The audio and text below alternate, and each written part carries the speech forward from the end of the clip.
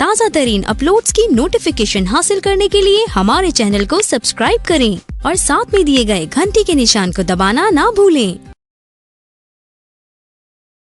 वे निराश होकर वन में गए और पितरों के हित के लिए 3 बार धीरे-धीरे बोले, मैं कन्या की याचना करता हूँ।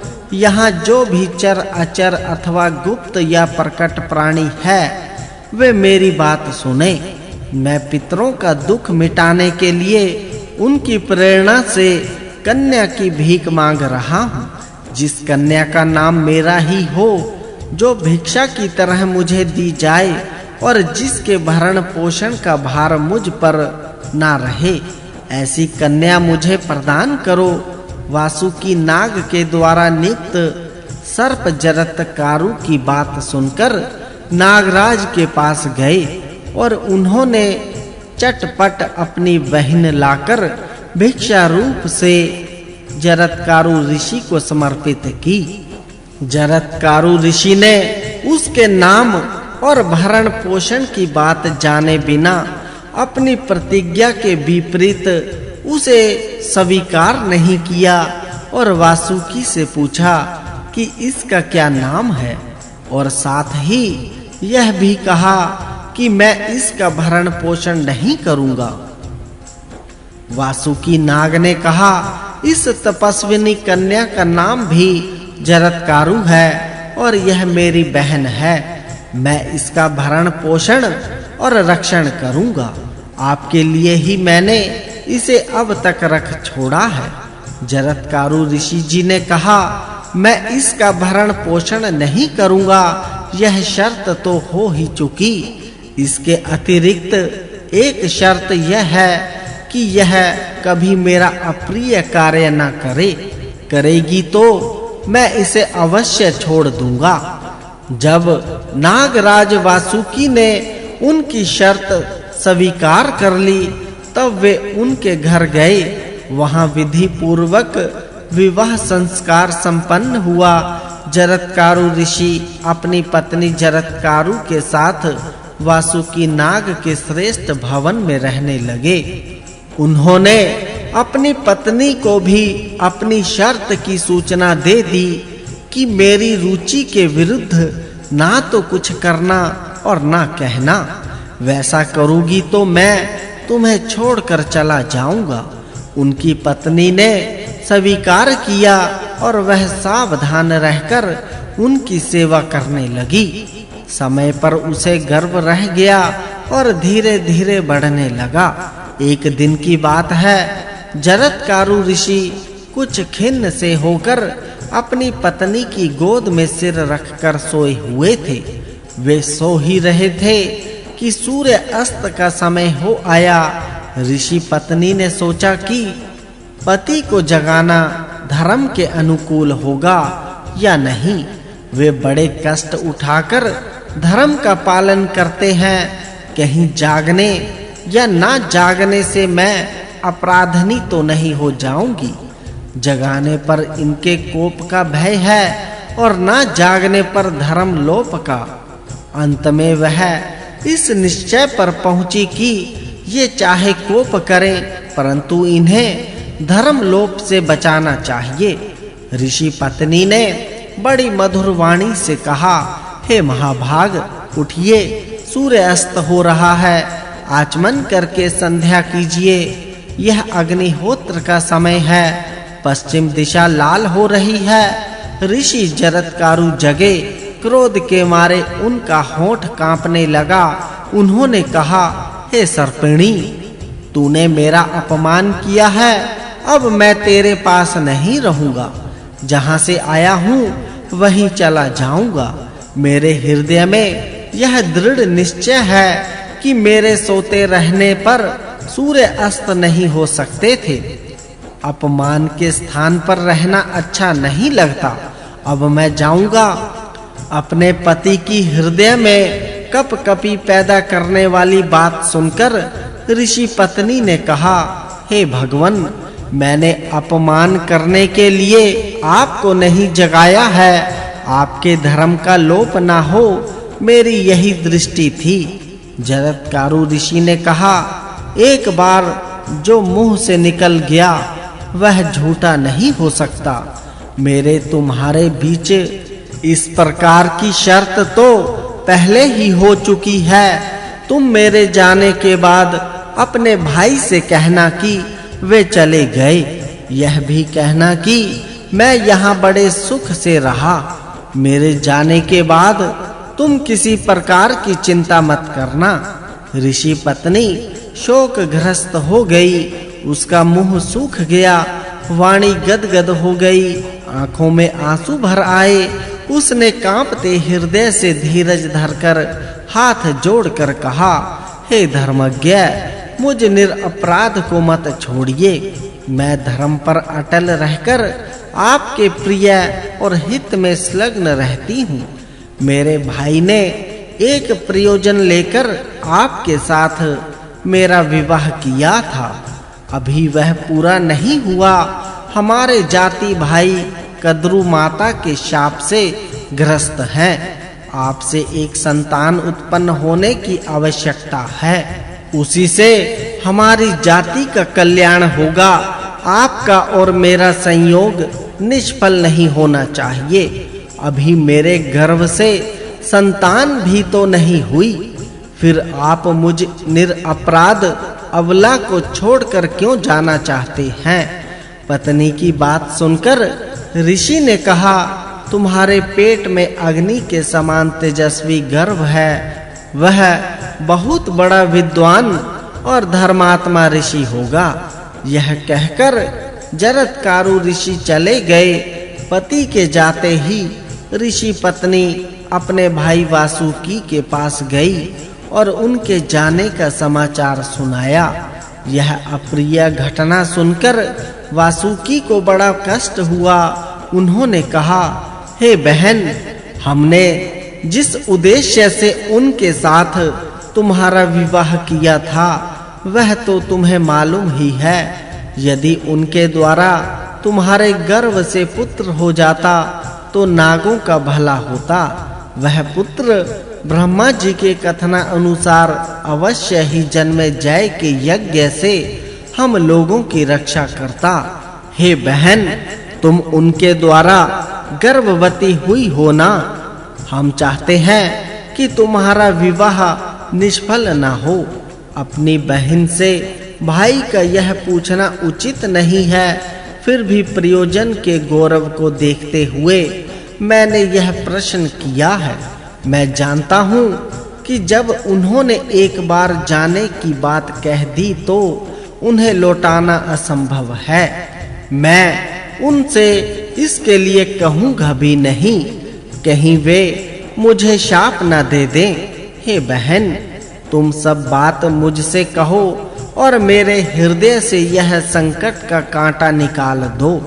ऋषि पत्नी ने अपने भाई वासुकी नाग को डाढ़स बंधाते हुए कहा, हे भाई, मैंने भी उनसे यह बात कही थी। उन्होंने कहा है कि गर्व है।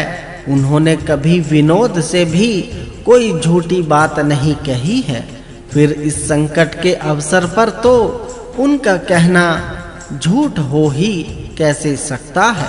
उन्होंने जाते समय मुझसे कहा कि हे नागकन्ये, अपनी प्रयोजन सिद्धि के संबंध में कोई चिंता नहीं करना। तुम्हारे गर्भ से अग्नि और सूर्य के समान तेजस्वी पुत्र होगा। इसीलिए हे भाई, तुम अपने मन में किसी प्रकार का दुख न करो। यह सुनकर वासुकी बड़े प्रेम और प्रसन्नता से अपनी बहन का स्वागत सत्कार करने लगा और उसके पेट में शुक्ल पक्ष के चंद्रमा के समान गर्भ भी बढ़ने लगा। समय आने पर वासुकी की बहन जरत्कारु के गर्भ से एक दिव्य कुमार का जन्म हुआ। उसके जन्म से मातृवंश और पितृवंश दोनों का भय जाता रहा। क्रमशः बड़ा होने पर उसने च्यवन मुनि जी से वेदों का सागोपाग अध्ययन किया। वह ब्रह्मचारी बालक बचपन में ही बड़ा बुद्धिमान और सात्विक था। जब वह गर्भ में था तभी पिता ने उसके संबंध में आस्ति है पद का उच्चारण किया था, इसीलिए उसका नाम आस्तिक हुआ। नागराज वासुकी के घर पर बाल्य अवस्था में बड़ी सावधानी और प्रयत्न से उसकी रक्षा की गई। थोड़े ही दिनों में वह बालक इंद्र के समान बढ़कर नागों को हर्षित करने लगा। सारे बोलो लक्ष्मी नारायण जी की जय। आदि पर्व अध्याय 10 परीक्षित की मृत्यु का कारण। श्री शौनक जी ने कहा, हे सूत नंदन, राजा जन्मेजय ने उतंक जी की बात सुनकर अपने पिता परीक्षित की मृत्यु के संबंध में जो पूछताछ की थी उसका आप विस्तार से वर्णन कीजिए। उग्रश्रवा जी ने कहा, राजा जन्मेजय ने अपने मंत्रियों से पूछा कि मेरे पिता के जीवन में कौन सी घटना घटित हुई थी, उनकी मृत्यु किस प्रकार हुई थी। मैं उनकी मृत्यु का वृत्तांत सुनकर वही करूंगा जिससे जगत का लाभ हो। मंत्रियों ने कहा, हे महाराज, आपके पिता बड़े धर्मात्मा, उदार और प्रजापालक थे। हम बहुत संक्षेप से उनका चरित्र आपको सुनाते हैं। आपके धर्मज्ञ पिता मूर्तिमान धर्म थे। उन्होंने धर्म के अनुसार अपने कर्तव्य पालन में संलग्न चारों वर्णों की प्रजा की रक्षा की थी। उनका पराक्रम अतुलनीय था। वे सारी पृथ्वी की ही रक्षा करते थे। ना उनका कोई द्वेषी था और ना वे ही किसी से द्वेष करते थे। वे सबके प्रति समान दृष्टि रखते थे। उनके राज्य में ब्राह्मण, क्षत्रिय, वैश्य, शूद्र सभी प्रसन्नता के साथ अपने अपने कर्म में लगे रहते थे। विधवा, अनाथ, लंगड़े, लूले और गरीबों के खान पान का भार उन्होंने अपने ऊपर ले रखा था। उनकी प्रजा हष्ट पुष्ट रहती थी। वे बड़े ही श्रीमान और सत्यवादी थे। उन्होंने कृपाचार्य से धनुर्वेद की शिक्षा प्राप्त की थी। भगवान श्री कृष्ण जी आपके पिता के प्रति बड़ा प्रेम रखते थे। विशेष क्या, वे सभी के प्रेम पात्र थे। कुरु वंश के परीक्षण होने पर उनका जन्म हुआ था, इसी से उनका नाम परीक्षित हुआ। वे राजधर्म और अर्थशास्त्र में बड़े कुशल थे। वे बड़े बुद्धिमान, धर्मसेवी, जितेंद्रिय और नीति निपुण थे। उन्होंने 60 वर्ष तक प्रजा का पालन किया। इसके बाद सारी प्रजा को सुखी करके वे परलोक सिधार गए। अब यह राज्य आपको प्राप्त हुआ है। जन्मेजय जी ने कहा, हे मंत्रियों, आप लोगों ने मेरे प्रश्न का उत्तर तो दिया ही नहीं। हमारे वंश के सभी राजा अपने पूर्वजों के सदाचार का ध्यान रखकर प्रजा के हितैषी और प्रिय होते आए हैं। मैं तो अपने पिता की मृत्यु का कारण जानना चाहता हूँ। मंत्रियों ने कहा, हे महाराज, आपके प्रजापालक पिता महाराज पांडु की तरह ही शिकार के प्रेमी थे। उन्होंने सारा राज कार्य हम लोगों पर छोड़ रखा था। एक बार वे शिकार खेलने के लिए वन में गए हुए थे। उन्होंने वाण से एक हरिण को मारा और उसके भागने पर उसका पीछा किया।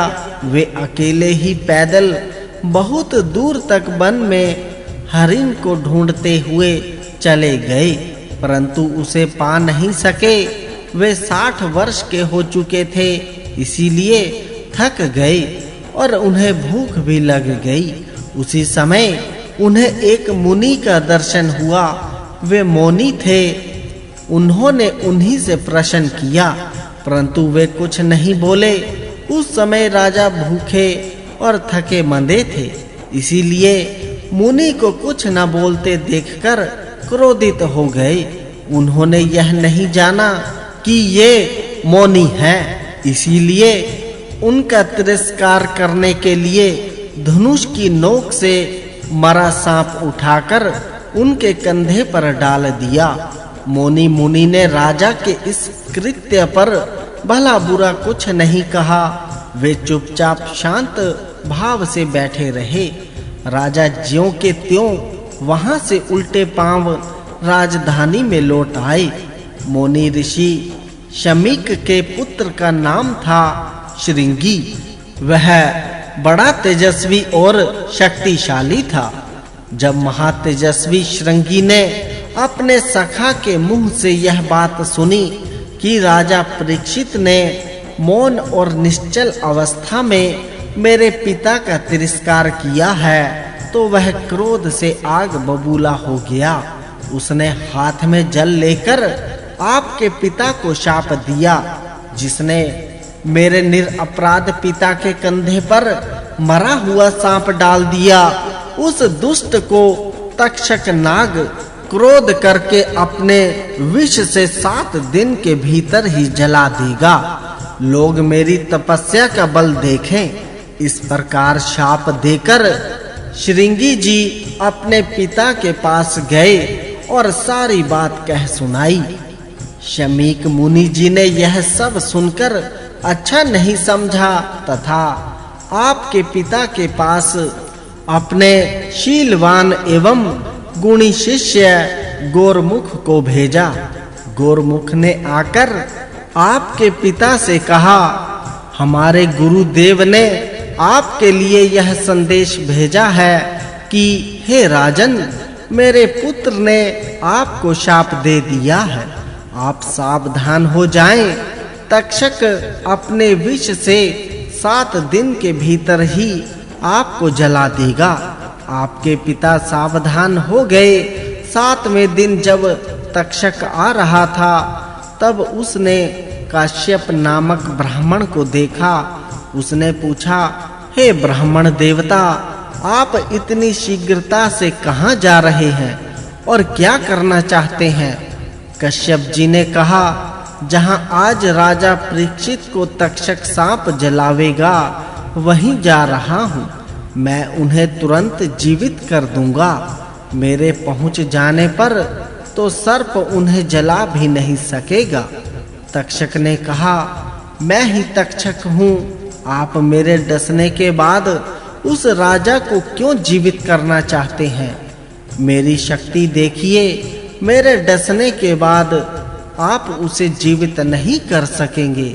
यह कहकर तक्षक ने एक वृक्ष को डस लिया।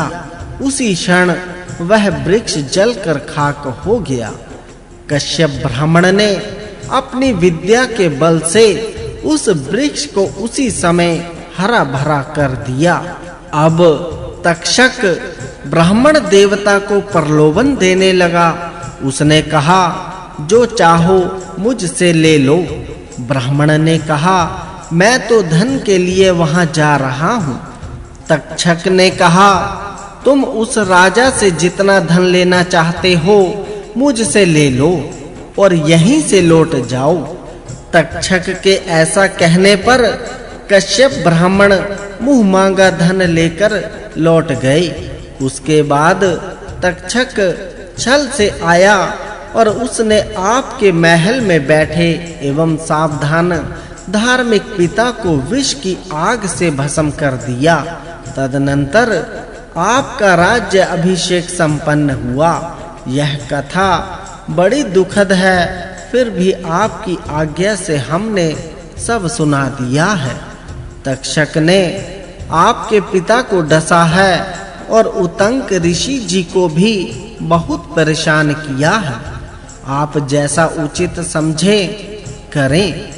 जन्मेजय जी ने कहा, हे मंत्रियों, तक्षक के डसने से वृक्ष का राख की ढेरी हो जाना और फिर उसका हरा हो जाना बड़े आश्चर्य की बात है।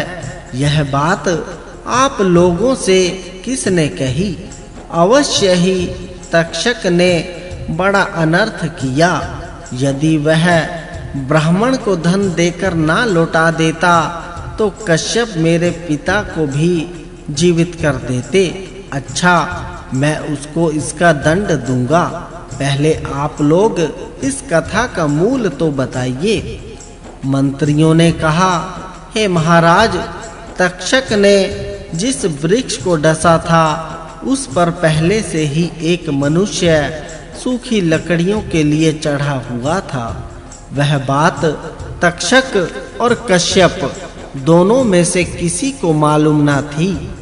तक्षक के डसने पर वृक्ष के साथ वह मनुष्य भी भस्म हो गया था। कश्यप के मंत्र प्रभाव से वृक्ष के साथ वह भी जीवित हो गया। तक्षक और कश्यप की बातचीत उसी ने सुनी थी और वहां से आकर हम लोगों को सूचित की थी। अब आप हम लोगों का देखा सुना जानकर जो उचित हो कीजिए। सारे बोलो भगवान नारायण जी की जय। आदि पर्व अध्याय 11 सर्प यज्ञ का निश्चय और आरंभ। उग्र श्रवा जी कहते हैं, शौनक आदि है ऋषियों, अपने पिता की मृत्यु का इतिहास सुनकर जन्मेजय को बड़ा दुख हुआ। वे क्रुद्ध होकर हाथ से हाथ मलने लगे। शोक के कारण उनकी लंबी और गर्म सांस चलने लगी। आंखें आंसू से भर गई। वे दुख, शोक तथा क्रोध से भरकर आंसू बहाते हुए शास्त्रोक्त विधि से हाथ में जल लेकर बोले, मेरे पिता किस प्रकार स्वर्गवासी हुए यह बात मैंने विस्तार के साथ सुन ली है। जिसके कारण मेरे पिता की मृत्यु हुई है, उस दुरात्मा तक्षक से बदला लेने का मैंने पक्का निश्चय कर लिया है। उसने स्वयं मेरे पिता का नाश किया है। श्रृंगी ऋषि का शाप तो एक बहाना मात्र है। इस बात का प्रत्यक्ष प्रमाण यह है कि उसे कश्यप ब्राह्मण को जो विष उतारने के लिए आ रहे थे और जिनके आने से मेरे पिता अवश्य ही जीवित हो जाते, उस मुनि को धन देकर लौटा दिया। यदि हमारे मंत्री कश्यप ब्राह्मण का अनुनयन विनयन करते और वे अनुग्रह पूर्वक मेरे पिता को जीवित कर देते तो इससे उस दुष्ट की क्या हानि होती। ऋषि का शाप पूरा हो जाता और मेरे पिता जीवित रह जाते। मेरे पिता की मृत्यु में सारा अपराध तक्षक का ही है। इसीलिए मैं उससे अपने पिता की मृत्यु का बदला लेने का संकल्प करता हूँ। मंत्रियों ने महाराज जन्मेजय की इस प्रतिज्ञा का अनुमोदन किया। अब राजा जन्मेजय ने पुरोहित और ऋत्विजों को बुलवाकर कहा, दुरात्मा तक्षक ने मेरे पिता की हिंसा की है। आप लोग ऐसा उपाय बताइए जिससे मैं बदला ले सकूं। क्या आप लोग ऐसा कर्म जानते हैं जिससे मैं उस क्रूर सर्प को धधकती आग में होम सकूं? ऋत्विजों ने कहा, हे राजन, देवताओं ने आपके लिए पहले से ही एक महायज्ञ का निर्माण कर रखा है। यह बात पुराणों में प्रसिद्ध है। उस यज्ञ का अनुष्ठान आपके अतिरिक्त और कोई नहीं करेगा, ऐसा पुराणिकों ने कहा है और हमें उस यज्ञ की विधि मालूम है। ऋत्विजों की बात सुनकर जन्मेजय जी को विश्वास हो गया कि निश्चय ही अब तक्षक जल जाएगा। राजा ने ब्राह्मणों से कहा, मैं वह यज्ञ करूंगा। आप लोग इसके लिए सामग्री संग्रह कीजिए। देवज्ञ ब्राह्मणों ने शास्त्र विधि के अनुसार यज्ञ मंडप बनाने के लिए जमीन नाप ली। यज्ञशाला के लिए श्रेष्ठ मंडप तैयार कराया तथा राजा जन्मेजय यज्ञ के लिए दीक्षित हुए। इसी समय एक विचित्र घटना घटित हुई। किसी कला कौशल के प्रांगत विद्वान, अनुभवी एवं बुद्धिमान सूत ने कहा, जिस स्थान और समय में यज्ञ मंडप मापने की क्रिया प्रारंभ हुई है, उसे देखकर यह मालूम होता है कि किसी ब्राह्मण के कारण यह यज्ञ पूर्ण नहीं हो सकेगा।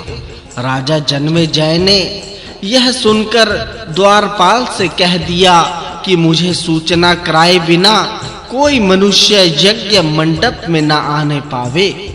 अब सर्प यज्ञ की विधि से कार्य प्रारंभ हुआ। ऋत्विज अपने अपने काम में लग गए। ऋत्विजों की आंखें धुएं के कारण लाल-लाल हो रही थी। वे काले-काले वस्त्र पहनकर मंत्र उच्चारण पूर्वक हवन कर रहे थे। उस समय सभी सर्प मन ही मन कांपने लगे।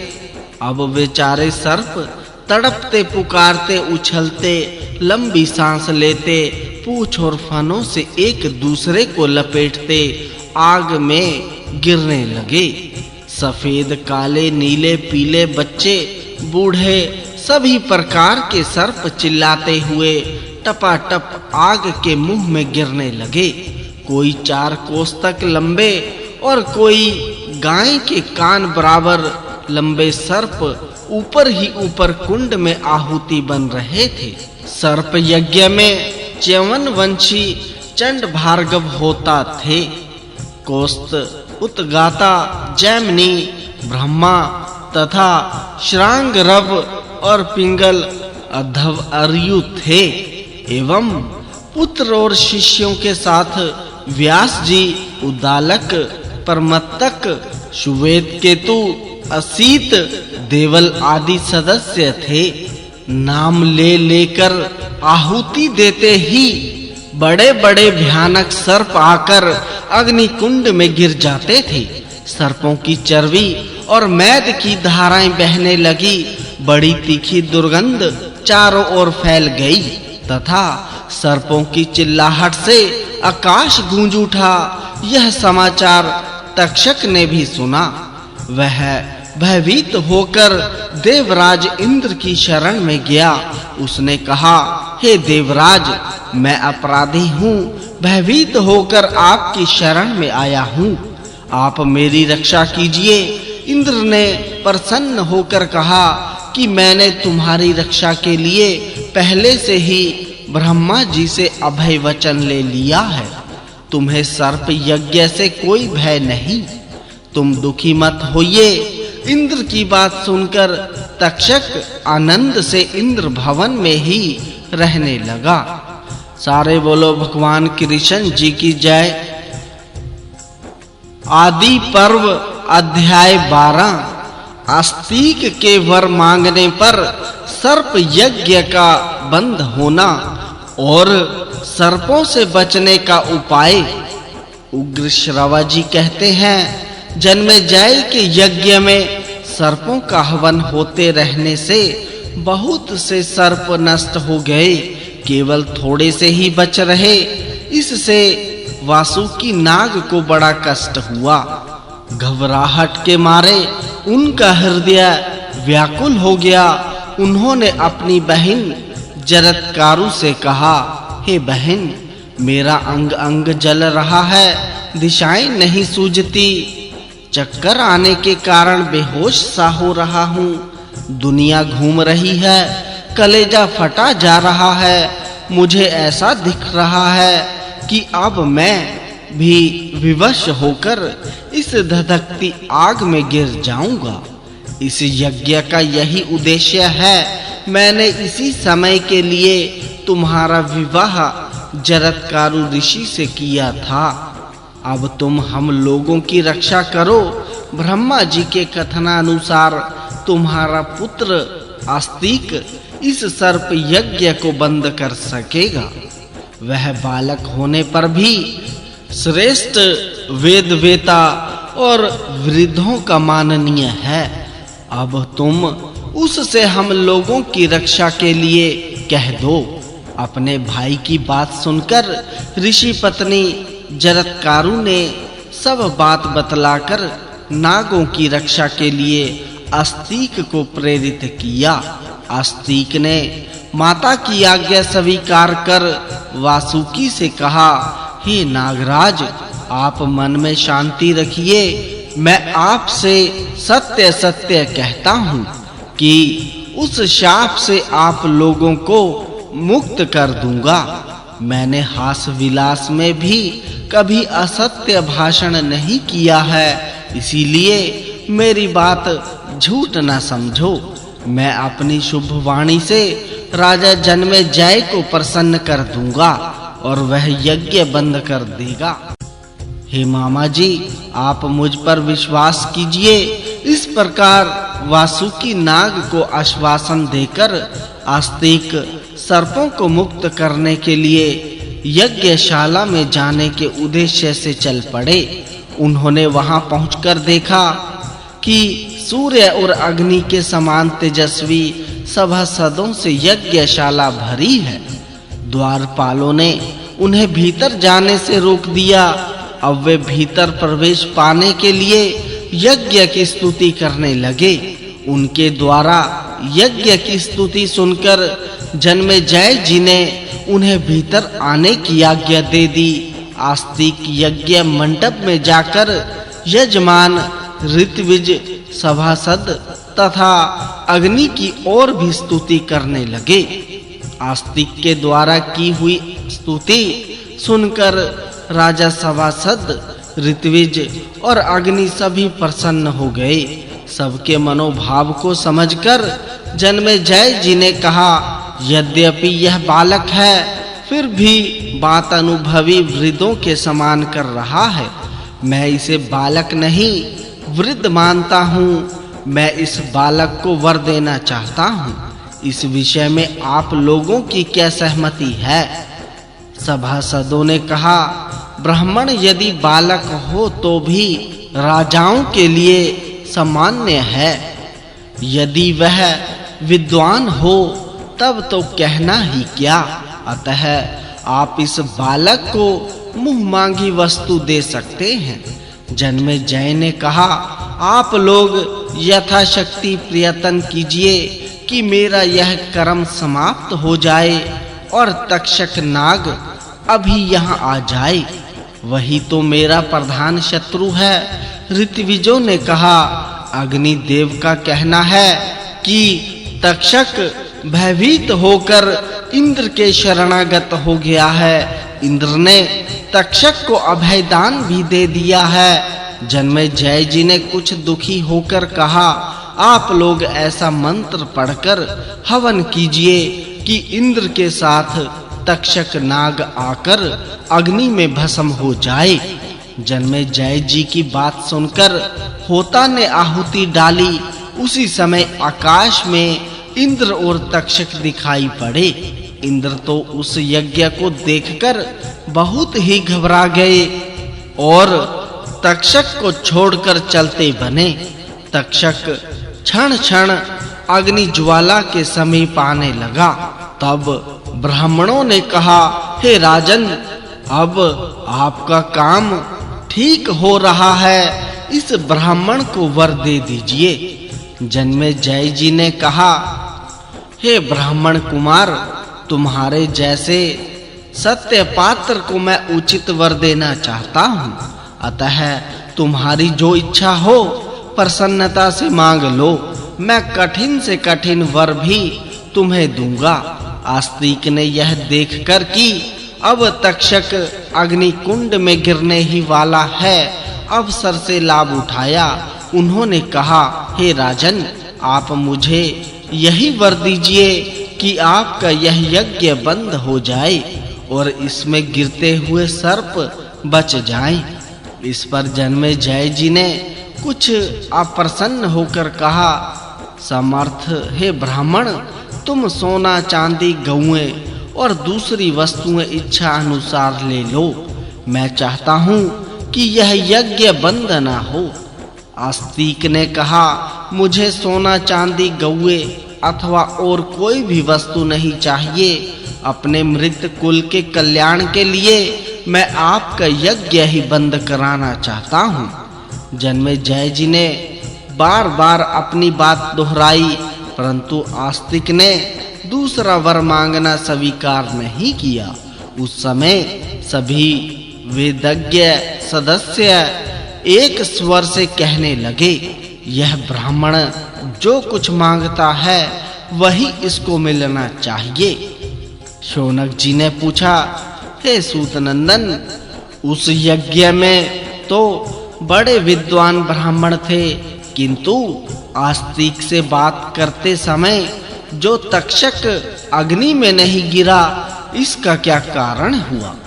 क्या उन्हें वैसे मंत्र ही नहीं सूझे? उग्रश्रवा जी ने कहा, इंद्र के हाथों से छूटते ही तक्षक मूर्छित हो गया। आस्तिक ने 3 बार कहा, ठहर जा, ठहर जा, ठहर जा। इसी से वह आकाश और पृथ्वी के बीच में लटका रहा और अग्नि कुंड में नहीं गिरा। हे शौनक जी, सभासदों के बार-बार कहने पर जन्मेजय ने कहा, अच्छा, आस्तिक की इच्छा पूर्ण हो, यह यज्ञ समाप्त करो। आस्तिक प्रसन्न हो, हमारे सूत ने जो कहा था वह भी सत्य हो। जन्मेजय के मुंह से यह बात निकलते ही सब लोग आनंद प्रकट करने लगे। सभी को प्रसन्नता हुई। राजा ने ऋत्विज और सदस्यों को तथा जो अन्य ब्राह्मण वहां आए थे उन्हें बहुत दान दिया। जिस सूत ने यज्ञ बंद होने की भविष्यवाणी की थी उसका भी बहुत सत्कार किया। यज्ञांत का अवभृत स्नान करके आस्तिक का खूब स्वागत सत्कार किया और उन्हें सब प्रकार से प्रसन्न करके विदा किया। जाते समय जन्मेजय ने कहा, आप मेरे अश्वमेध यज्ञ में सभासद होने के लिए पधारिएगा। आस्तिक ने प्रसन्नता से तथास्तु कहा। तत्पश्चात अपने मामा के घर जाकर अपनी माता जरत्कारु आदि से सब समाचार कह सुनाया। उस समय वासुकी नाग की सभा यज्ञ से बचे हुए सर्पों से भरी हुई थी।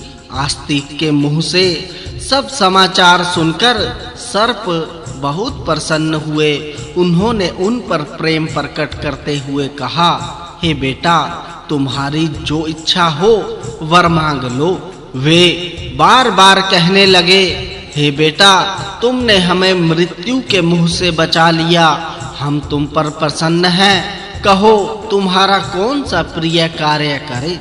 आस्तिक ने कहा, मैं आप लोगों से यह वर मांगता हूँ कि जो कोई सायंकाल और प्रातःकाल प्रसन्नता पूर्वक इस धर्ममय उपाख्यान का पाठ करे, उसे सर्पों से कोई भय न हो। यह बात सुनकर सभी सर्प बहुत प्रसन्न हुए। उन लोगों ने कहा, हे प्रियवर, तुम्हारी यह इच्छा पूर्ण हो। हम बड़े प्रेम और नम्रता से तुम्हारा मनोरथ पूर्ण करते रहेंगे। जो कोई असीत आरतीमान और सुनित मंत्रों में से किसी एक का दिन या रात में पाठ कर लेगा, उसे सर्पों से कोई भय नहीं होगा।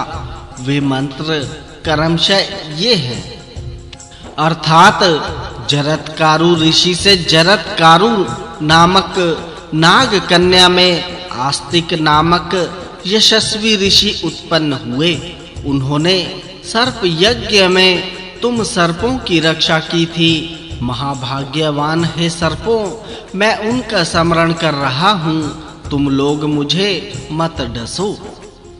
अर्थात हे महाविषधर सर्प, तुम चले जाओ, तुम्हारा कल्याण हो। अब तुम जाओ। जन्मेजय के यज्ञ की समाप्ति में आस्तिक ने जो कुछ कहा था उसका स्मरण करो। अर्थात जो सर्प आस्तिक के वचन की शपथ सुनकर भी नहीं लौटेगा, उसका फन शीशम के फल के समान सैकड़ों टुकड़े हो जाएगा। धार्मिक शिरोमणि आस्तिक ऋषि ने इस प्रकार सर्प यज्ञ से सर्पों का उद्धार किया।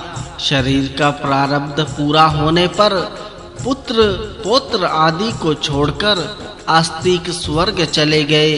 जो आस्तिक चरित्र का पाठ या श्रवण करता है उसे सर्पों का भय नहीं होता। सारे बोलो भगवान कृष्ण जी की जय। आदि पर्व अध्याय 13।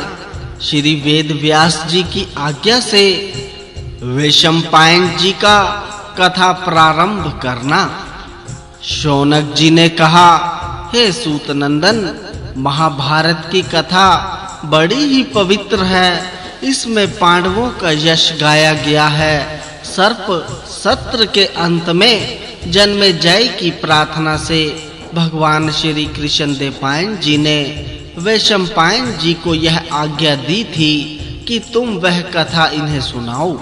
अब मैं वही कथा सुनाना चाहता हूँ। वह कथा भगवान व्यास जी के मन सागर से उत्पन्न होने के कारण सर्वरत्नमयी है। आप वही सुनाइए।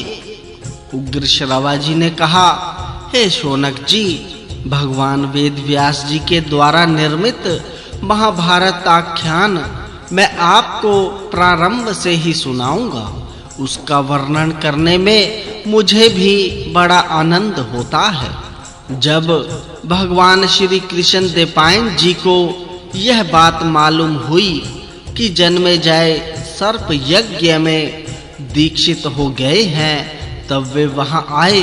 भगवान व्यास जी का जन्म शक्ति पुत्र पराशर के द्वारा सत्यवती के गर्भ से यमुना जी की रेती में हुआ था। वे ही पांडवों के पितामह थे। वे जन्मते ही स्वेच्छा से बड़े हो गए और सागोपाग वेद तथा इतिहासों का ज्ञान प्राप्त कर लिया। उन्हें जो ज्ञान प्राप्त हुआ था उसे कोई तपस्या, वेदाध्ययन, व्रत, उपवास, संभाविक शक्ति और विचार से नहीं प्राप्त कर सकता। उन्होंने ही एक वेद को 4 भागों में विभक्त कर दिया। वे महान ब्रह्म ऋषि, त्रिकालदर्शी, सत्यव्रत, परम पवित्र एवं सगुण निर्गुण स्वरूप के तत्वज्ञ थे।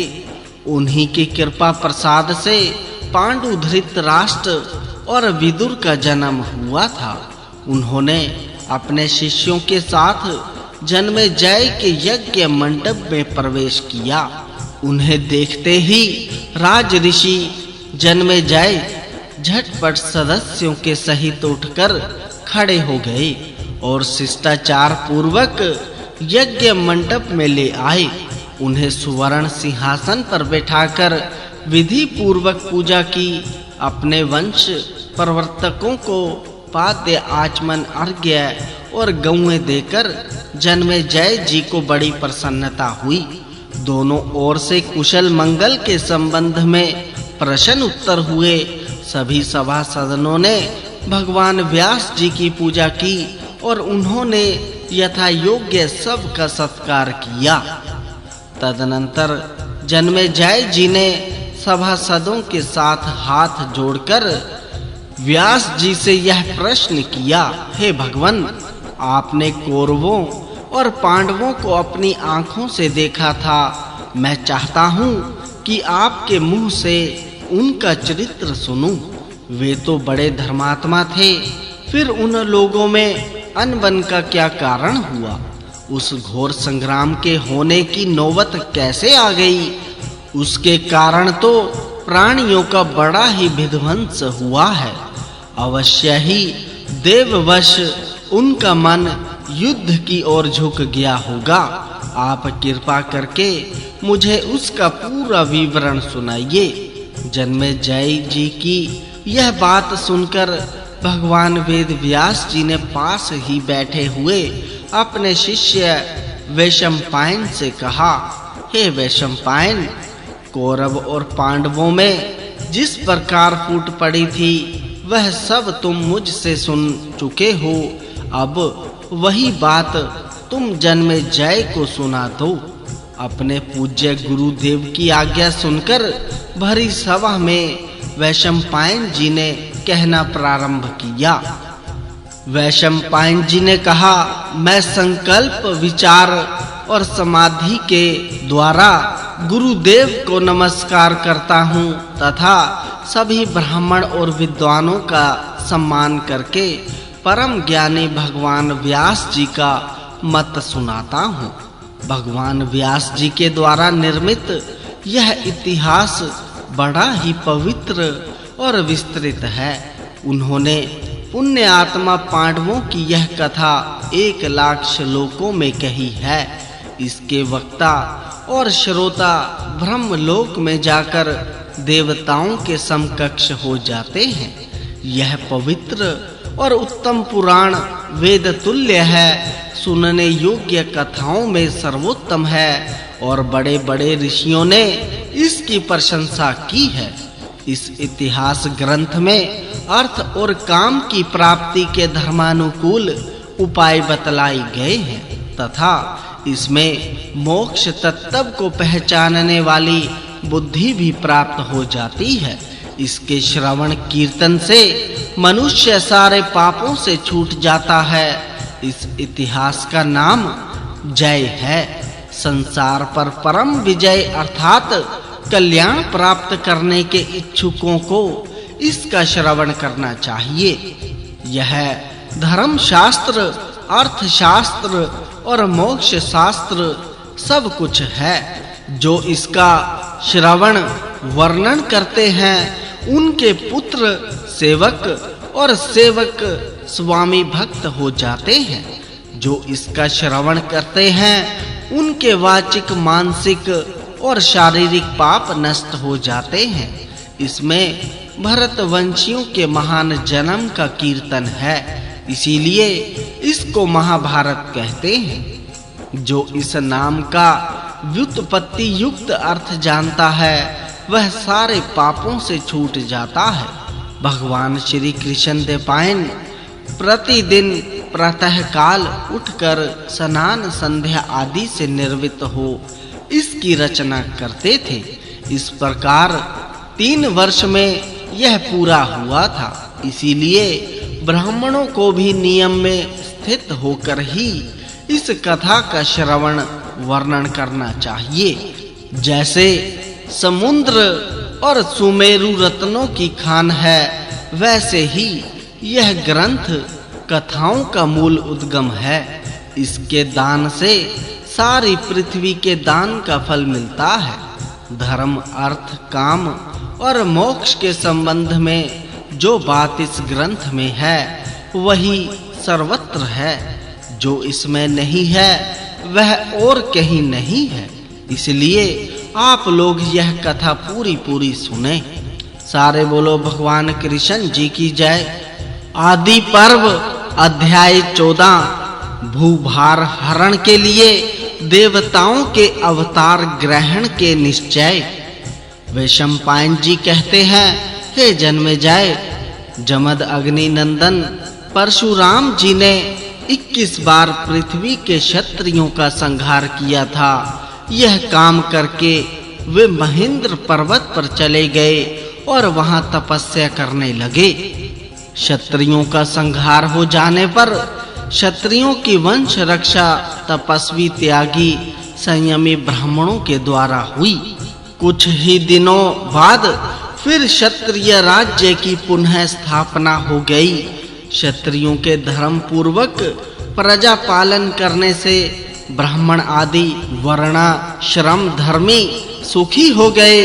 राजा लोग काम, क्रोध और उनके कारण होने वाले दोषों को छोड़कर धर्म अनुसार शासन और पालन करने लगे।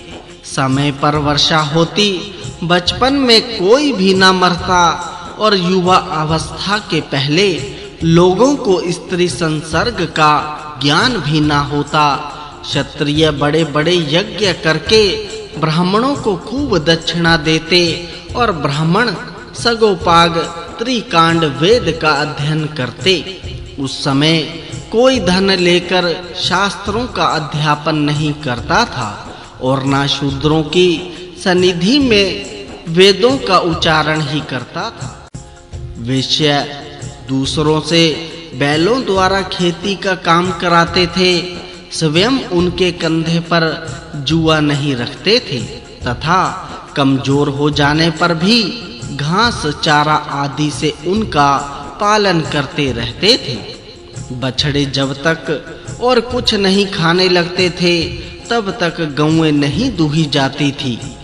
व्यापारी तोलने जोखने में बेईमानी नहीं करते थे। सभी लोग अपने वर्ण और आश्रम आदि के अधिकार अनुसार अपना अपना काम करते थे।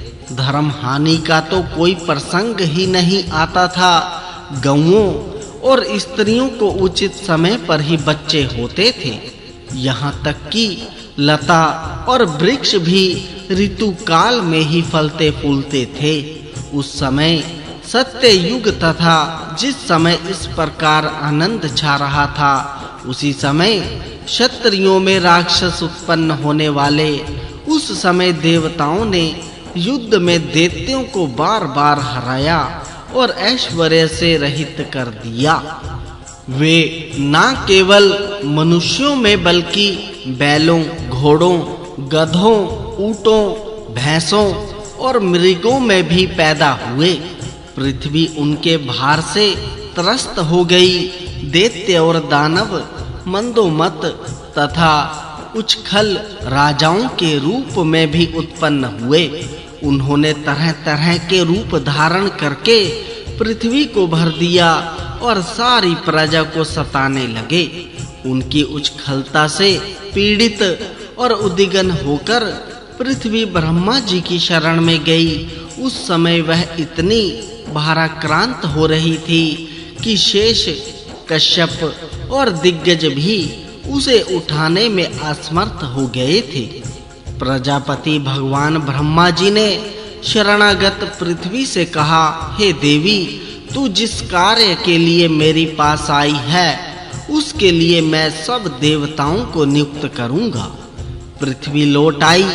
ब्रह्मा जी ने देवताओं को आज्ञा दी कि तुम लोग पृथ्वी का भार उतारने के लिए अपने अपने अंशों से अलग-अलग पृथ्वी पर अवतार लो। इसके बाद गंधर्व और अप्सराओं को भी बुलाकर कहा, तुम लोग भी स्वेच्छा अनुसार अपने अपने अंश से जन्म लो। सब देवताओं ने ब्रह्मा जी के सत्य हितकारी और प्रयोजना अनुकूल वचन को स्वीकार किया। इसके बाद सब ने शत्रुनाशक भगवान नारायण जी के पास जाने के लिए वैकुंठ की यात्रा की। वे प्रभु अपने कर कमलों में चक्र और गदा रखते हैं। उनके वस्त्र पीले हैं, शरीर की कांति नीली है। उनका वक्षस्थल ऊंचा और नेत्र बड़े मोहक हैं। उनके वक्षस्थल पर श्री वत्स का चिन्ह है। वे सर्वशक्तिमान तथा सबके स्वामी हैं। सभी देवता उनकी पूजा करते हैं। इंद्र ने उनसे प्रार्थना की कि आप पृथ्वी का भार उतारने के लिए अंश अवतार ग्रहण कीजिए। भगवान जी ने तथा अस्तु कहकर स्वीकार किया। इंद्र ने भगवान विष्णु जी से अवतार ग्रहण करने के संबंध में परामर्श किया। तदनुसार देवताओं को आज्ञा दी और फिर वैकुंठ से चले आए। अब देवता लोग प्रजा के कल्याण और राक्षसों के विनाश के लिए क्रमशः पृथ्वी पर अवतीर्ण होने लगे। वे स्वेच्छा अनुसार ब्रह्म ऋषियों अथवा राज ऋषियों के वंश में जन्म लेकर मनुष्य भोजी असुरों का संहार करने लगे। वे बचपन में ही इतने बलवान थे कि असुरगण उनका बाल भी बांका नहीं कर सकते थे। सारे बोलो भगवान कृष्ण जी की जय। आदि पर्व अध्याय 15। देवता, दानव, पशु, पक्षी आदि संपूर्ण प्राणियों की उत्पत्ति।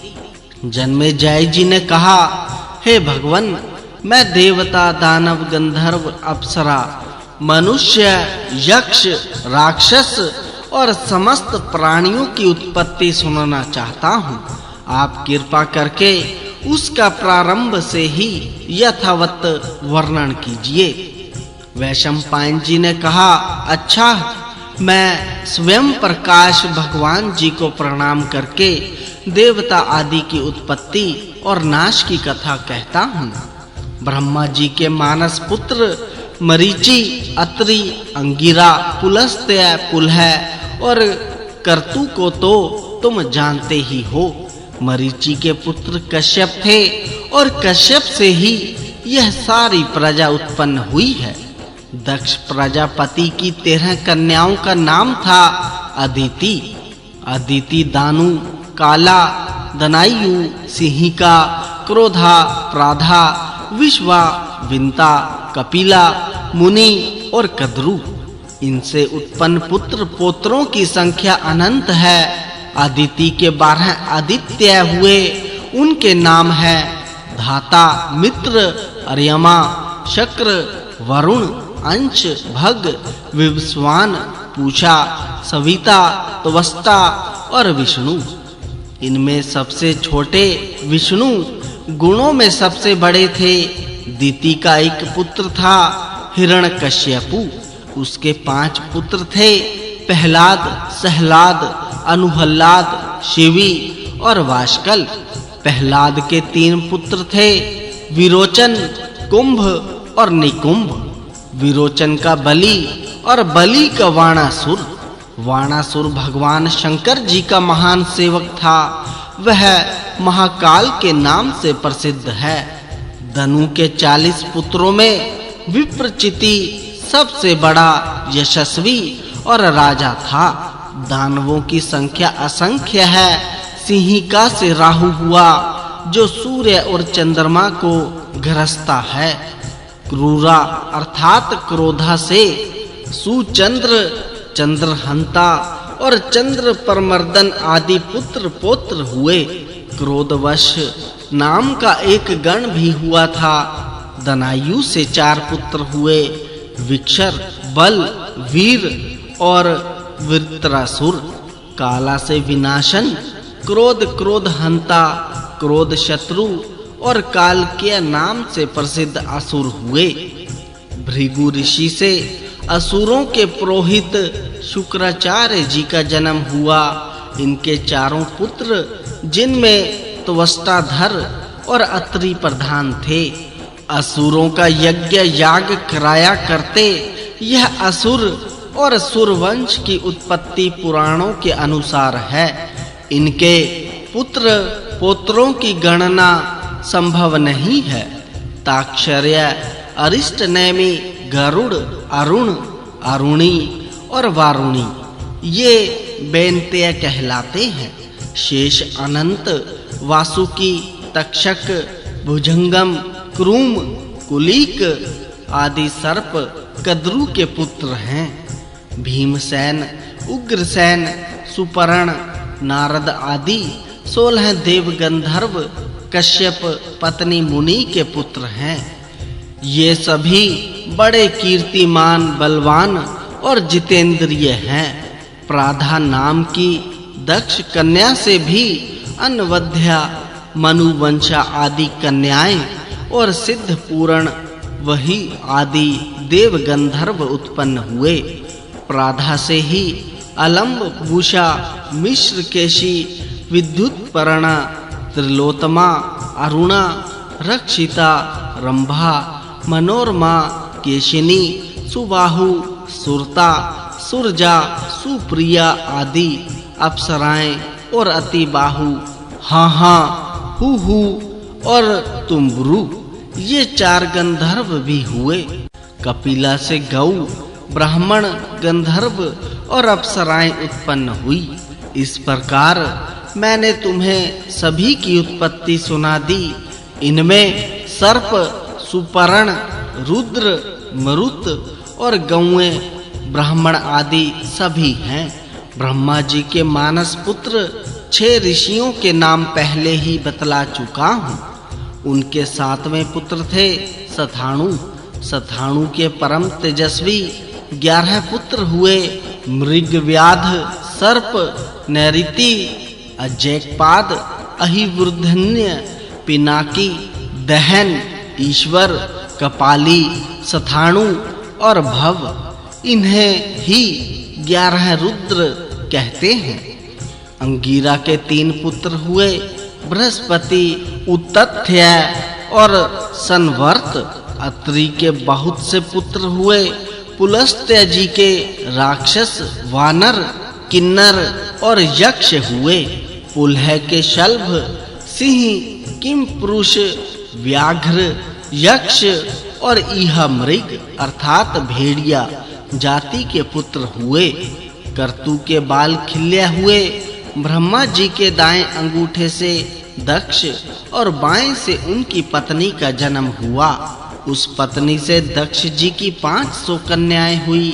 पुत्रों का नाश हो जाने पर दक्ष प्रजापति ने कन्याओं का विवाह इस शर्त पर किया कि उनके प्रथम पुत्र उन्हें मिल जाएं। उन्होंने 10 कन्याओं का विवाह धर्म से, 27 का चंद्रमा से और 13 का कश्यप से किया। धर्म की 10 पत्नियों के नाम ये हैं: कीर्ति, लक्ष्मी, धृति, मेधा, पुष्टि, श्रद्धा, क्रिया, बुद्धि, लज्जा और मति। धर्म के द्वार होने के कारण इन्हें उसकी पत्नी कहा गया है। 27 नक्षत्र ही चंद्रमा की पत्नियां हैं। वे समय की सूचना देती हैं। ब्रह्मा जी के पुत्र मनु, मनु के प्रजापति और प्रजापति के 8 वसु हुए। धर, ध्रुव, सोम, अह, अनिल, अनल, प्रत्यूष और प्रभास। धर और ध्रुव की मां का नाम ध्रुमा, सोम की मां का मंसवनी, अह की मां का रता, अनिल की मां का श्वसा, अनल की मां का शांडली तथा प्रत्यूष और प्रभास की माता का नाम प्रभाता था। धर के 2 पुत्र हुए, द्रविड़ और हुत हव्य वह। ध्रुव के काल, सोम के वर्चा, वर्चा के शिशिर, प्राण और रमण नाम के 3 पुत्र हुए। आह के 4 पुत्र हुए, ज्योति, शम, शांत और मुनि। अनल के कुमार हुए, कृतिकाओं ने इनका मात्र तब स्वीकार किया था, इसीलिए इन्हें कार्तिक्य भी कहते हैं। इनके 3 पुत्र हुए, शाख, विशाख और नेगमय। अनिल की पत्नी शिवा से मनोजव और अभिज्ञात गति नाम के 2 पुत्र हुए।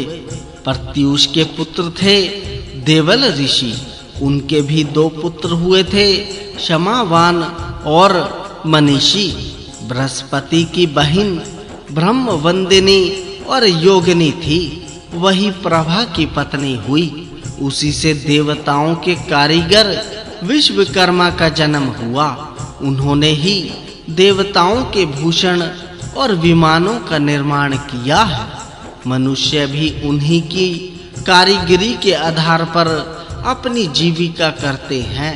भगवान धर्म ब्रह्मा जी के दाहिने स्तन से मनुष्य रूप में प्रकट हुए थे।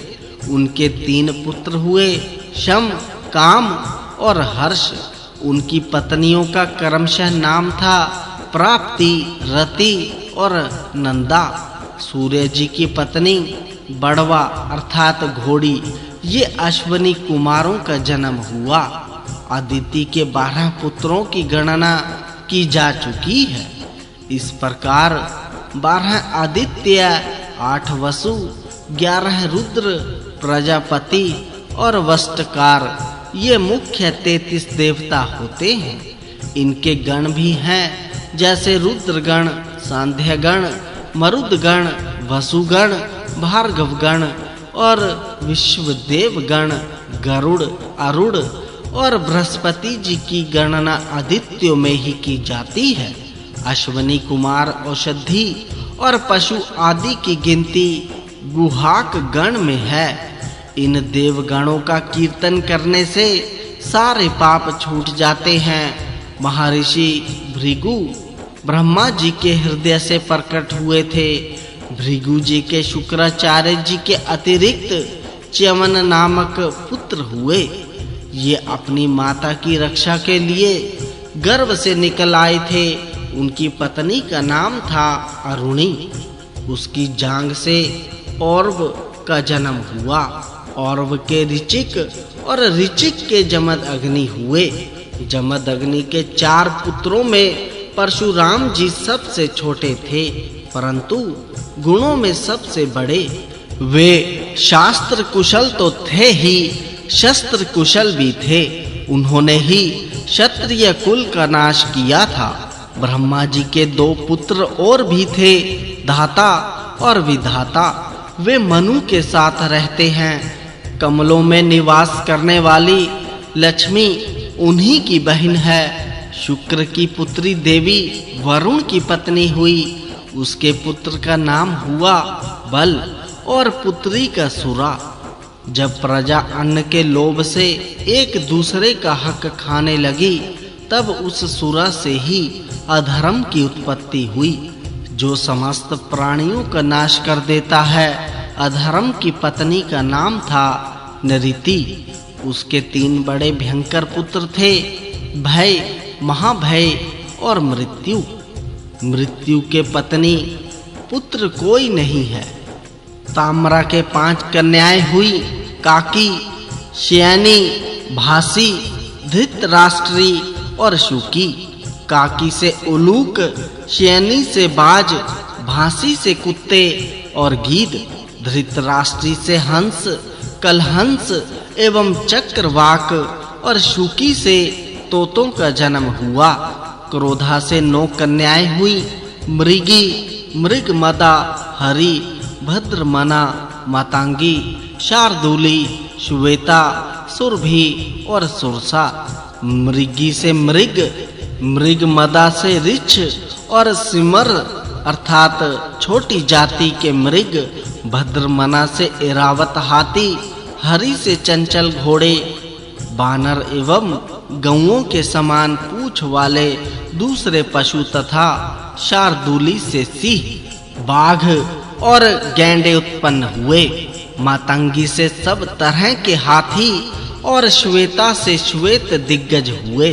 सुरभि से रोहिणी, गंधर्वी विमला और अनला नाम की 4 कन्याएं हुई।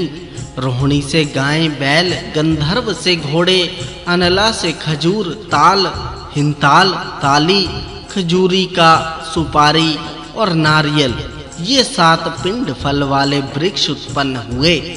अनला की पुत्री शुकी ही तोतों की जननी हुई।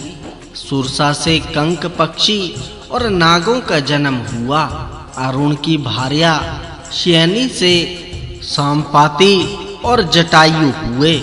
कद्रु से सर्पों की उत्पत्ति तो कही ही जा चुकी है। इस प्रकार मुख्य प्राणियों की उत्पत्ति का वर्णन किया गया।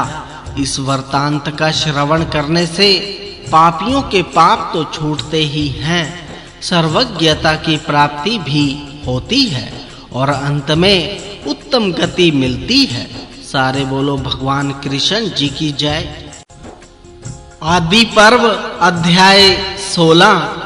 देवता दानव आदि का मनुष्यों के रूप में अंश अवतार और करण की उत्पत्ति। वैशंपायन जी कहते हैं, हे जन्मेजय, अब मैं यह वर्णन करता हूँ कि किन-किन देवता और दानवों ने किन-किन मनुष्यों के रूप में जन्म लिया था। दानवराज विप्रचिति, जरासंध और हिरण्यकश्यपु शिशुपाल हुआ था। सहलाद, शल्य और अनुहल्लाद धृष्टकेतु हुआ था। शिवी दैत्य ध्रुम राजा के रूप में और वाष्कल भगदत्त हुआ था। कालनेमी दैत्य ने ही कंस का रूप धारण किया था। भरद्वाज मुनि के यहाँ बृहस्पति जी के अंश से द्रोणाचार्य अवतीर्ण हुए थे। वे श्रेष्ठ धनुर्धर, उत्तम शास्त्रवेता और परम तेजस्वी थे। उनके यहाँ महादेव, यम, काल और क्रोध के सम्मिलित अंश से भयंकर अश्वत्थामा का जन्म हुआ था। वशिष्ठ ऋषि जी के शाप और इंद्र की आज्ञा से 8 वसु राज ऋषि शांतनु के द्वारा गंगा जी के गर्भ से उत्पन्न हुए। उनमें सबसे छोटे भीष्म थे। वे कौरवों के रक्षक, वेद वेता, ज्ञानी और श्रेष्ठ वक्ता थे। उन्होंने भगवान परशुराम जी से युद्ध किया था। रुद्र के एक गण ने कृपाचार्य के रूप में अवतार लिया था। द्वापर युग के अंश से शकुनी का जन्म हुआ था। मरुदगण के अंश से वीरवर, सत्यवादी, सात्यकी, राज ऋषि द्रुपद, कृतवर्मा और विराट का जन्म हुआ था। अरिष्टा का पुत्र हंस नामक गंधर्व राज धृतराष्ट्र के रूप में पैदा हुआ था और उसका छोटा भाई पांडु के रूप में। सूर्य जी के अंश धर्म ही विदुर के नाम से प्रसिद्ध हुए। कुरुकुल कलंक दुरात्मा दुर्योधन कलयुग के अंश से उत्पन्न हुआ था। उसने आपस में बैर की आग सुलगाकर पृथ्वी को भस्म किया। पुलस्त्य वंश के राक्षसों ने दुर्योधन के 100 भाइयों के रूप में जन्म लिया था। धृतराष्ट्र का वह पुत्र जिसका नाम युयुत्सु था, वेश्या के गर्भ से उत्पन्न एवं इनसे अलग था। युधिष्ठिर धर्म के, भीमसेन वायु के, अर्जुन इंद्र के तथा नकुल सहदेव अश्विनी कुमारों के अंश से उत्पन्न हुए थे। चंद्रमा का पुत्र वर्चा अभिमन्यु हुआ था। वर्चा के जन्म के समय चंद्रमा ने देवताओं से कहा था, मैं अपने प्राण प्यारे पुत्र को नहीं भेजना चाहता, फिर भी इस काम से पीछे हटना उचित नहीं जान पड़ता। असुरों का वध करना भी तो अपना ही काम है। इसीलिए वर्चा मनुष्य बनेगा तो सही, परंतु वहां अधिक दिनों तक नहीं रहेगा। इंद्र के अंश से नरा अवतार अर्जुन होगा, जो नारायण अवतार श्री कृष्ण जी से मित्रता करेगा। मेरा पुत्र अर्जुन का ही पुत्र होगा। नर नारायण जी की उपस्थिति ना रहने पर मेरा पुत्र चक्रव्यूह का भेदन करेगा और घमासान युद्ध करके बड़े-बड़े महारथियों को चकित कर देगा। दिन भर युद्ध करने के बाद सायंकाल में वह मुझ से आ मिलेगा। इसकी पत्नी से जो पुत्र होगा वही कुरुकुल का वंशधर होगा। सभी देवताओं ने चंद्रमा की इस उक्ति का अनुमोदन किया। हे जन्मेजय, वही आपके दादा अभिमन्यु थे। अग्नि के अंश से धृष्टद्युम्न और एक राक्षस के अंश से शिखंडी का जन्म हुआ था। विश्व देवगण द्रौपदी के 5 पुत्र प्रतिविंध्य, सुत सोम, श्रुत कीर्ति, शतानिक और श्रुत सेन के रूप में पैदा हुए थे। वासुदेव जी के पिता का नाम शूरसेन था। उनकी एक अनुपम रूपवती कन्या थी जिसका नाम था पृथा। शूरसेन ने अग्नि के सामने प्रतिज्ञा की थी कि मैं अपनी पहली संतान अपनी बुआ के संतानहीन पुत्र कुंती भोज को दे दूंगा। उनके यहाँ पहले पृथा का ही जन्म हुआ, इसीलिए उन्होंने उसे कुंती भोज को दे दिया। जिस समय पृथा छोटी थी, अपने पिता कुंती भोज के पास रहती और अतिथियों का सेवा सत्कार करती। एक बार पृथा ने दुर्वासा ऋषि की बड़ी सेवा की। उसकी सेवा से जितेंद्रिय ऋषि बड़े प्रसन्न हुए। उन्होंने पृथा को एक मंत्र बतलाया और कहा कि हे कल्याणी, मैं तुम पर प्रसन्न हूँ। तुम इस मंत्र से जिस देवता का आवाहन करोगी, उसी के कृपा प्रसाद से तुम्हें पुत्र उत्पन्न होगा।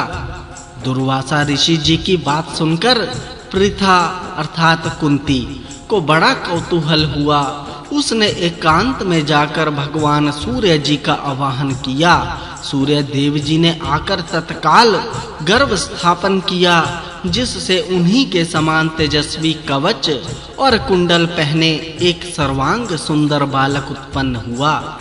कलंक से भयभीत होकर कुंती ने उस बालक को छिपाकर नदी में बहा दिया।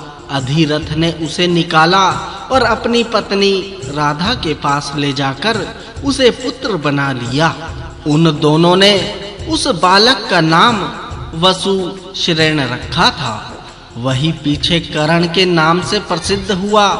वह अस्त्र विद्या में बड़ा प्रवीण और वेदांगों का ज्ञाता हुआ। वह बड़ा उदार, सत्य पराक्रमी और बुद्धिमान था। जिस समय वह जप करने के लिए बैठता, उस समय ब्राह्मण उससे जो मांगते वही दे देता था। एक दिन की बात है, कर्ण जप कर रहा था। देवराज इंद्र सारी प्रजा और अपने पुत्र अर्जुन के हित के लिए ब्राह्मण का वेश धारण करके उसके पास आए और उन्होंने उसके शरीर के साथ उत्पन्न कवच और कुंडल मांगे। कर्ण ने अपने शरीर से चिपके कवचों को उधेड़कर और कुंडल उतार कर दे दिए। उसकी इस उदारता से प्रसन्न होकर इंद्र ने एक शक्ति दी और कहा, हे अजीत, तुम यह शक्ति देवता, असुर, मनुष्य, गंधर्व, सर्प, राक्षस अथवा जिस किसी पर चलाओगे उसका तत्काल नाश हो जाएगा। तभी से वह बेकर्तन के नाम से प्रसिद्ध हुआ। वह श्रेष्ठ योद्धा, दुर्योधन का मंत्री, सखा और श्रेष्ठ महापुरुष था और सूर्य जी के अंश से उत्पन्न हुआ था। देवाधिदेव सनातन पुरुष नारायण भगवान जी के अंश से वासुदेव श्री कृष्ण जी अवतीर्ण हुए। महाबली बलदेव जी शेष के अंश थे। सनत कुमार जी प्रद्युम्न हुए। यदु वंश में और भी बहुत से देवता मनुष्य के रूप में अवतीर्ण हुए थे। इंद्र के आज्ञा अनुसार अप्सराओं के अंश से 16,000 स्त्रियां उत्पन्न हुई थी। राजा भीष्मक की पुत्री रुक्मणी के रूप में लक्ष्मी जी और द्रुपद के यहाँ यज्ञ कुंड से द्रौपदी के रूप में इंद्राणी उत्पन्न हुई थी। कुंती और माद्री के रूप में सिद्धि और धृति का जन्म हुआ था। वे ही पांडवों की माता हुई। मति का जन्म राजा सुबल की पुत्री गंधारी के रूप में हुआ था। इस प्रकार देवता, असुर, गंधर्व, अप्सरा और राक्षस अपने अपने अंश से मनुष्य के रूप में उत्पन्न हुए थे। सारे बोलो भगवान कृष्ण जी की जय। आदि पर्व अध्याय 17। दुष्यंत और शकुंतला का गंधर्व विवाह। जन्मेजय जी ने कहा, हे भगवान, मैंने आपके श्री मुख से देवता, दानव आदि के अंशों द्वारा अवतीर्णित होने की कथा सुन ली। अब आपकी पूर्व सूचना के अनुसार कुरु वंश का श्रवण करना चाहता हूँ। वैशंपायन जी ने कहा, हे जन्मेजय, कुरु वंश का प्रवर्तक था परम प्रतापशाली राजा दुष्यंत। समुद्र से घिरे हुए बहुत से प्रदेश और मलेच्छों के देश भी उसके अधीन थे। वह अपनी प्रजा का पालन शासन बड़ी योग्यता के साथ करता था। उसके राज्य में वर्ण संकर नहीं थे। खेती और खानों के लिए प्रयत्न नहीं करना पड़ता था। पाप तो कोई करता ही नहीं था। सभी धर्म के प्रेमी थे। इसीलिए धर्म और अर्थ दोनों ही स्वतः प्राप्त थे। चोर, भूख अथवा रोग का भय बिल्कुल नहीं था। सभी लोग अपने अपने धर्म में संतुष्ट थे और राज आश्रय में निर्भय रहकर निष्काम धर्म का पालन करते थे।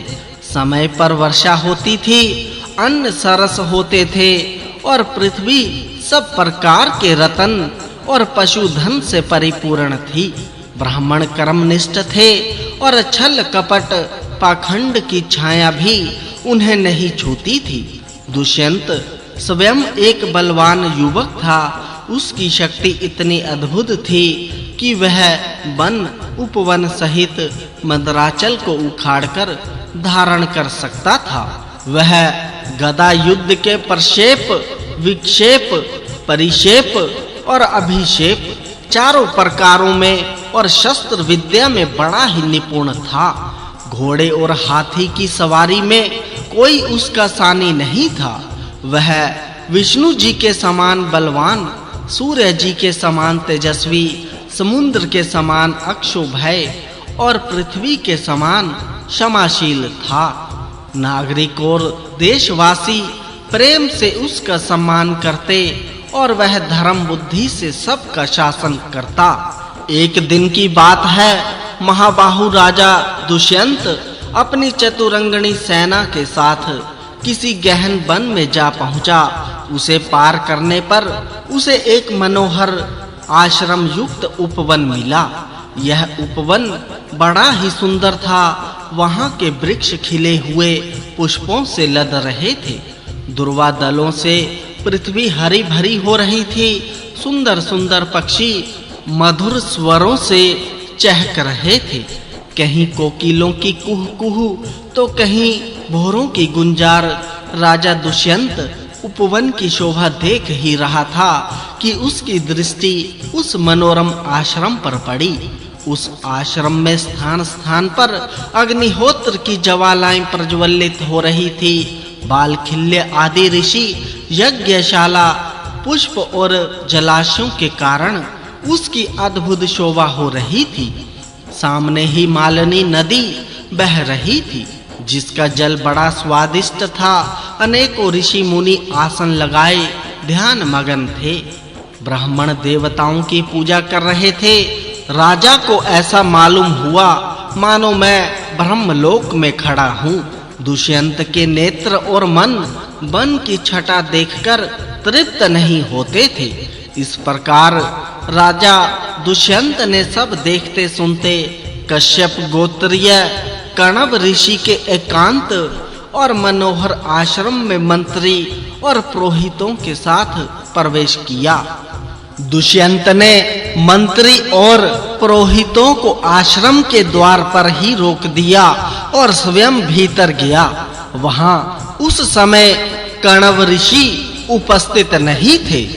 राजा ने आश्रम को सुना देखकर ऊंचे स्वर से पुकारा, यहाँ कौन है? दुष्यंत की आवाज सुनकर एक लक्ष्मी के समान सुंदरी कन्या तपस्विनी के वेश में आश्रम से निकली।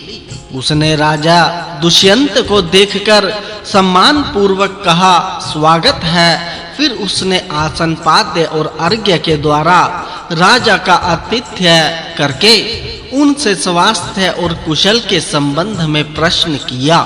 स्वागत सत्कार के बाद उस तपस्विनी कन्या ने तनिक मुस्कुराकर पूछा कि मैं आपकी क्या सेवा करूं? राजा दुष्यंत ने सर्वांग सुंदरी एवं मधुर भाषणी कन्या की ओर देखकर कहा, मैं परम भाग्यशाली महर्षि कणव का दर्शन करने के लिए आया हूँ। वे इस समय कहाँ हैं? कृपा करके बतलाइए। शकुंतला ने कहा, मेरे पूजनीय पिताजी फल फूल लाने के लिए आश्रम से बाहर गए हैं। आप घड़ी दो घड़ी उनकी प्रतीक्षा कीजिए, तब उनसे मिल सकेंगे। शकुंतला की भरी जवानी और अनुपम रूप देखकर दुष्यंत ने पूछा, हे सुंदरी, तुम कौन हो? तुम्हारे पिता कौन हैं और किस लिए यहाँ आई हो? तुमने मेरा मन मोहित कर लिया है। मैं तुम्हें जानना चाहता हूँ। शकुंतला ने बड़ी मिठास के साथ कहा, मैं महर्षि कणव की पुत्री हूँ।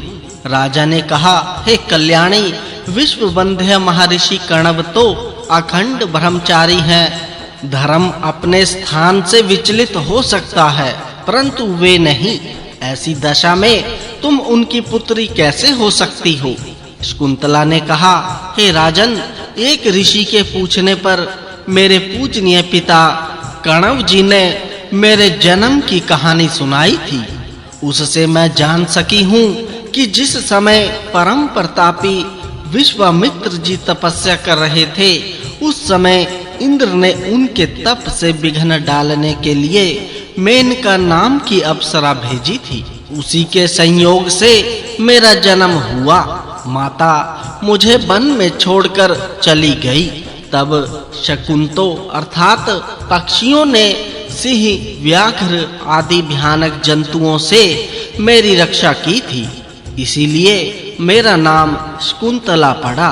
महर्षि कण्व ने वहां से उठा लाकर मेरा पालन पोषण किया। शरीर का जनक, प्राणों का रक्षक और अन्नदाता, ये तीनों ही पिता कहे जाते हैं। इस प्रकार मैं महर्षि कण्व जी की पुत्री हूँ। दुष्यंत ने कहा, हे कल्याणी, जैसा तुम कह रही हो, तुम ब्राह्मण कन्या नहीं, राजकन्या हो, इसीलिए तुम मेरी पत्नी हो जाओ। हे सुंदरी, तुम गंधर्व विधि से मुझसे विवाह कर लो।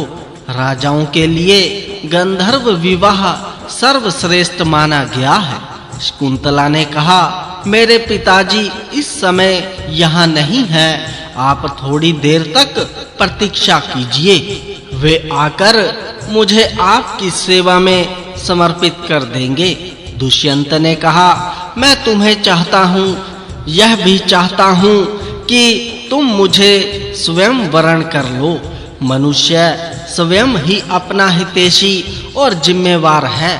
तुम धर्म के अनुसार स्वयं ही मुझे अपना दान करो।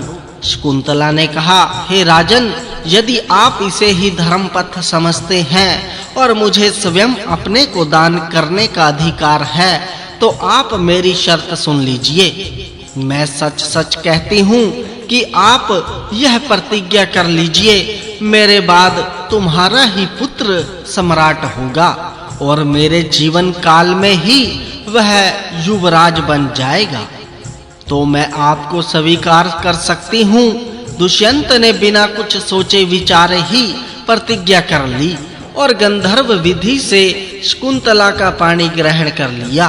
दुष्यंत ने उसके साथ समागम करके बारंबार यह विश्वास दिलाया कि मैं तुम्हें लाने के लिए चतुरंगनी सेना भेजूंगा और शीघ्र से शीघ्र तुम्हें अपने महल में ले चलूंगा। इस प्रकार कह सुनकर दुष्यंत अपनी राजधानी के लिए रवाना हुआ। उसके मन में बड़ी चिंता थी कि महर्षि कण्व यह सब सुनकर ना जाने क्या करेंगे। थोड़ी ही देर बाद महर्षि कण्व आश्रम पर आ पहुँचे, परंतु शकुंतला लज्जावश उनके पास नहीं गई। त्रिकालदर्शी कण्व ने दिव्य दृष्टि से सारी बातें जानकर प्रसन्नता के साथ शकुंतला से कहा, हे बेटी, तुमने मुझसे बिना पूछे एकांत में जो काम किया है वह धर्म के विरुद्ध नहीं है। क्षत्रियों के लिए गंधर्व विवाह शास्त्र सम्मत है। दुष्यंत एक धर्मात्मा, उदार एवं श्रेष्ठ पुरुष है। उसके संयोग से बड़ा बलवान पुत्र होगा और वह सारी पृथ्वी का राजा होगा। जब वह शत्रुओं पर चढ़ाई करेगा, उसका रथ कहीं भी ना रुकेगा। शकुंतला के कहने पर महर्षि कण्व ने दुष्यंत को वर दिया कि उसकी बुद्धि धर्म में दृढ़ रहे और राज्य अविचल रहे। सारे बोलो भगवान कृष्ण जी की जय। आदि पर्व अध्याय 18। भरत का जन्म, दुष्यंत के द्वारा उसकी स्वीकृति और राज्य अभिषेक। वैशंपायन जी कहते हैं, हे जन्मेजय, समय पर शकुंतला के गर्भ से पुत्र हुआ। वह अत्यंत सुंदर और बचपन में ही बड़ा बलिष्ठ था। महर्षि कण्व जी ने विधि पूर्वक उसके जात कर्म आदि संस्कार किए। उस शिशु के दांत सफेद सफेद और बड़े नुकीले थे। कंधे सिंह के से थे। दोनों हाथों में चक्र का चिन्ह था तथा सिर बड़ा और ललाट ऊंचा था। वह ऐसा जान पड़ता मानो कोई देव कुमार हो। वह 6 वर्ष की अवस्था में ही सिंह, बाघ, शूकर और हाथियों को आश्रम के वृक्षों से बांध देता था। कभी उन पर चढ़ता, कभी डांटता तथा कभी उनके साथ खेलता और दौड़ लगाता था। आश्रम वासियों ने उसके द्वारा समस्त हिंसक जंतुओं का दमन होते देख उसका नाम सर्वदमन रख दिया। वह बड़ा विक्रमी, ओजस्वी और बलवान था। बालक के अलौकिक कर्म देखकर महर्षि कण्व जी ने शकुंतला से कहा, अब यह युवराज होने के योग्य हो गया। फिर उन्होंने शिष्यों को आज्ञा दी कि शकुंतला को पुत्र के साथ उसके पति के घर पहुंचा आओ। कन्या का बहुत दिनों तक मायके में रहना कीर्ति चरित्र और धर्म का घातक है।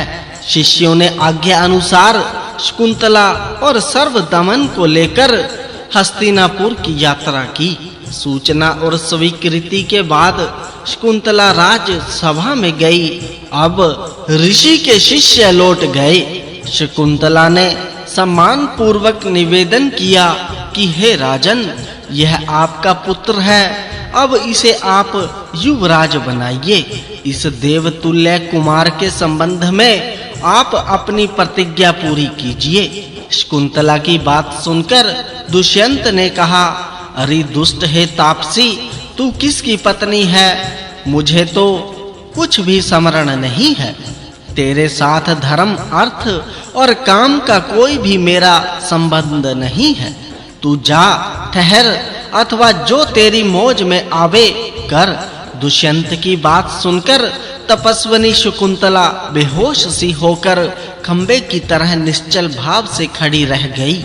उसकी आंखें लाल हो गई, होंठ फड़कने लगे और वह दृष्टि टेढ़ी करके दुष्यंत की ओर देखने लगी।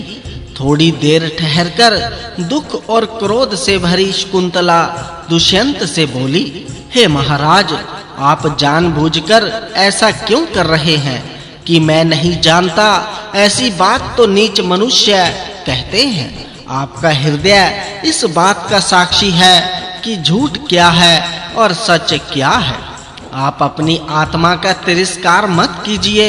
हृदय पर हाथ रखकर सही सही कहिए। आपका हृदय कुछ और कह रहा है और आप कुछ और। यह तो बहुत बड़ा पाप है। आप ऐसा समझ रहे हैं कि उस समय मैं अकेला था, कोई गवाह नहीं है, परंतु आपको पता नहीं कि परमात्मा जी सबके हृदय में बैठा है। वह सबके पाप पुण्य जानता है और आप ठीक उसी के पास बैठकर पाप कर रहे हैं। पाप करके यह समझना कि मुझे कोई नहीं देख रहा है, घोर अज्ञान है। देवता और अंतर्यामी परमात्मा जी भी इन बातों को देखता और जानता है।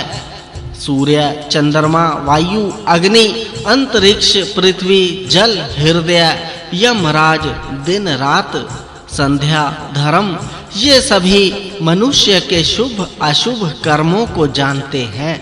जिस पर हृदय स्थित कर्म साक्षी क्षेत्रज्ञ परमात्मा जी संतुष्ट रहते हैं। यमराज उसके पापों को स्वयं नष्ट कर देते हैं, परंतु जिस पर अंतर्यामी संतुष्ट नहीं, यमराज स्वयं उसके पापों का दंड देते हैं। जो स्वयं अपनी आत्मा का तिरस्कार करके कुछ का कुछ कर बैठता है, देवता भी उसकी सहायता नहीं करते, क्योंकि वह स्वयं भी अपनी सहायता नहीं करता। मैं स्वयं आपके पास आई हूँ, ऐसा समझकर आप मुझ पतिव्रता का तिरस्कार ना करें। देखिए, आप अपनी आदरणीय पत्नी का तिरस्कार कर रहे हैं। आप भरी सभा में साधारण पुरुष के समान मेरा तिरस्कार कर रहे हैं। क्या मैं जंगल में रो रही हूँ? सुनाई नहीं पड़ता? मैं कह देती हूँ कि यदि आप मेरी उचित याचना पर ध्यान नहीं देंगे तो आपके सिर के सैकड़ों टुकड़े हो जाएंगे। पत्नी के द्वारा पुत्र के रूप में स्वयं पति का ही जन्म होता है, इसीलिए प्राचीन विद्वानों ने पत्नी को जाया कहा है। सदाचार संपन्न पुरुषों की संतान पूर्वजों को और पिता को भी तार देती है। इसी से सनातन का नाम पुत्र है, अर्थात पुत्र से स्वर्ग और पौत्र से उसकी अनंतता प्राप्त होती है। पर पौत्र से बहुत सी पीढ़ियां तर जाती हैं। पत्नी उसे कहते हैं जो घर के काम काज में चतुर हो, पुत्रवती हो, पति को प्राण के समान मानती हो और सच्ची पतिव्रता हो। पत्नी पति का अंतरंग है, उसका एक श्रेष्ठतम सखा है, पत्नी के द्वारा अर्थ धर्म काम की सिद्धि होती है और मोक्ष के पथ पर अग्रसर होने में उससे बड़ी सहायता मिलती है। पत्नी की सहायता से ही श्रेष्ठ कर्म होते हैं, गृहस्थी बनती है, सुख मिलता है और लक्ष्मी जी की प्राप्ति होती है। पत्नी ही एकांत में मधुर भाषी, सखा, धर्म कार्य में पिता और दुख पड़ने पर माता का काम करती है। बटोहियों के लिए घोर से घोर जंगल में भी पत्नी विश्राम स्थान है। व्यवहार में लोग सहपत्नीक का विशेष विश्वास करते हैं। घोर विपत्ति के समय और मरने पर भी पत्नी ही अपने पति का अनुगमन करती है। पति के सुख के लिए स्त्रियां सती हो जाती हैं और स्वर्ग में पहले ही पहुंचकर पति का स्वागत करती हैं। विवाह का यही उद्देश्य है। इस लोक और परलोक में पत्नी जैसा सहायक और कौन है। पत्नी के गर्भ से उत्पन्न पुत्र दर्पण में दिख पड़ते मुख के समान है। भला उसे देखकर कितना आनंद होता है। रोग से और मानसिक जलन से व्याकुल पुरुष अपनी पत्नी को देखकर आह्लादित हो जाते हैं। इसी से क्रोध आने पर भी पत्नी का अप्रिय नहीं किया जाता, क्योंकि प्रेम, प्रसन्नता और धर्म उसी के अधीन है। अपनी उत्पत्ति भी तो स्त्रियों के द्वारा ही होती है। ऋषियों में भी ऐसी शक्ति नहीं कि बिना पत्नी के संतान उत्पन्न कर सकें। अपने धूल से लथपथ पुत्र को भी हृदय से लगाने में जो सुख मिलता है, उससे बढ़कर और क्या है। आपका पुत्र स्वयं आपके सामने खड़ा है और प्रेम भरी दृष्टि से देखता हुआ आपकी गोद में बैठने के लिए उत्सुक है। इसका तिरस्कार क्यों कर रहे हैं? चींटियां भी अपने अंडों का पालन करती हैं, उन्हें फोड़ती नहीं हैं। आप इसका पालन पोषण क्यों नहीं करते?